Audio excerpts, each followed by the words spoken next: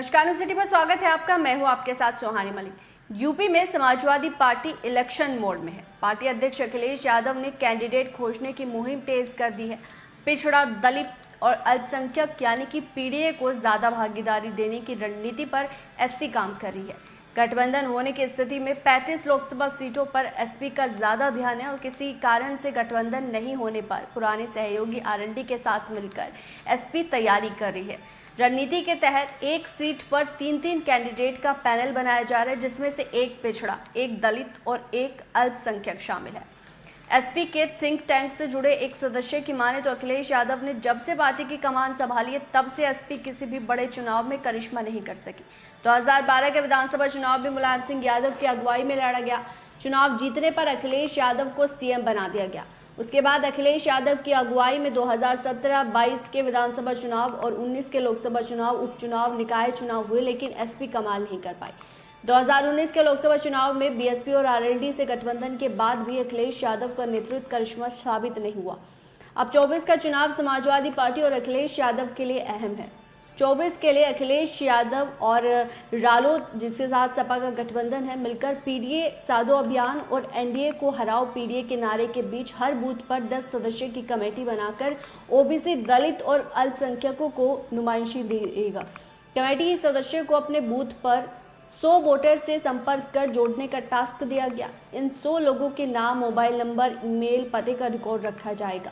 10 सदस्यीय 10 booth committee पर एक सेक्टर कमेटी, 6 और उससे अधिक सेक्टर कमेटी पर जोन कमेटी बनाई गई और हर विधानसभा क्षेत्र में 6 जोन बनाए गए हैं। प्लान ये भी है कि जातिगत जनगणना की संभावना खत्म होने के बाद पिछड़ों का साथ लेने के लिए एसपी जातिगत सम्मेलन करेगी और खुद अखिलेश यादव भी हर जिले में जाकर वर्कर्स को चुनावी बारीकी समझाने का प्रयोग है।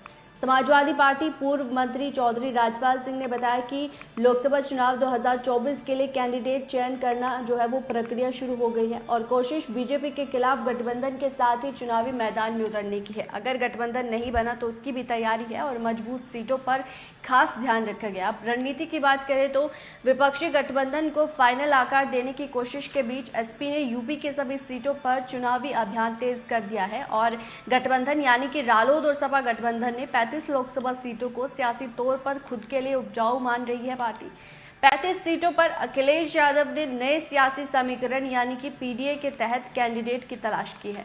इन 35 सीटों पर एसपी कभी जीत चुकी है या फिर दूसरे स्थान पर रही है, वो 35 सीटों को चिन्हित किया गया है। 35 सीटों पर 3-3 कैंडिडेट का पैनल बनाया गया, जिसमें एक पिछड़ा, एक दलित और एक जो है अल्पसंख्यक शामिल है। बाद में जातिगत रणनीति और विपक्षी दलों के कैंडिडेट के चयन के हिसाब से एक नाम फाइनल कर दिया जाएगा, लेकिन अभी 3-3 नाम यानी कि एक सीट 3 नाम और बाद में जब कैंडिडेट्स का ऐलान होगा तो उन्हीं 3 में से जो सबसे ज़्यादा जिसकी उस इलाके में मजबूत पकड़ होगी उसका नाम फाइनल कर दिया जाएगा। तो इस रणनीति के तहत 24 के लिए रालोद और सपा गठबंधन काम कर रहा है। बहरहाल इस रिपोर्ट पर आपकी क्या राय है, आप क्या समझते हैं, वो ज़रूर कमेंट बॉक्स में बताएगा। मेरे साथ फिलहाल इतना ही, मुझे दीजिए इजाज़त। नमस्कार।